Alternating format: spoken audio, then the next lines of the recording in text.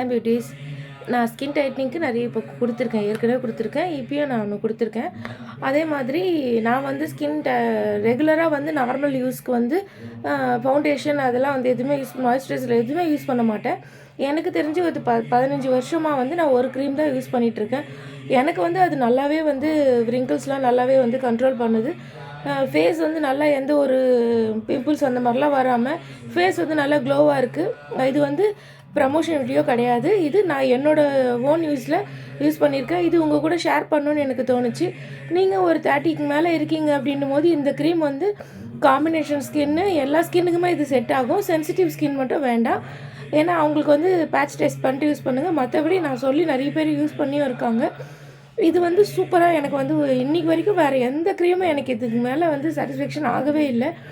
இதை நான் வந்து ரொம்ப கிடைக்காம நடுவில் வந்து கிடைக்காம இருந்துச்சு. ஆனால் தேடி கண்டுபிடிச்சாது இது தான் நான் வாங்கி போடுவேன். என்ன அப்படின்றது பார்க்கலாமா? இது தான் உங்களுக்கு பான்ஸ் ஏஜ் மிரக்கல். உங்களுக்கு இந்த க்ரீம் வந்து செம்ம ரிசல்ட் உங்களுக்கு வந்து கொடுக்குது. இது வந்து நல்லாவே உங்களுக்கு வந்து ரிங்கிள்ஸ்லாம் நல்லா இதுவாகுது. நீங்கள் ட்ரை பண்ணி பார்த்துட்டு எப்படி இருக்குன்றதை சொல்லுங்கள். உங்களுக்கு நிஜமாகவே நல்லாயிருக்கும். இது நம்ம ஃபேர் அண்ட் லவ்லி அந்த மாதிரிலாம் போடுறோம்ல, அதே மாதிரி தான் இதை போட்டுட்டு நீங்கள் பவுட்ரு ஏதாவது போட்டுட்டு இது பண்ணிட்டு வாங்க. சூப்பராக உங்களுக்கு வந்து இது வந்து நல்லாவே ஒர்க் அவுட் ஆகுது.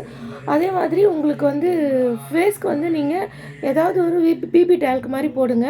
ஃபேஸ் பவுடராக ஏதாவது போடுங்க. நார்மல் பவுட்ரு பாடிக்கு போடுற பவுடர்லாம் ஃபேஸ்க்கு போடாதீங்க. இது வந்து நல்லாயிருக்கும், உங்களுக்கு சூப்பராக இருக்கும். எப்படி இருக்குன்னு பார்த்துட்டு ட்ரை பண்ணிட்டு எப்படி இருக்குது சொல்லுங்கள். பாய்.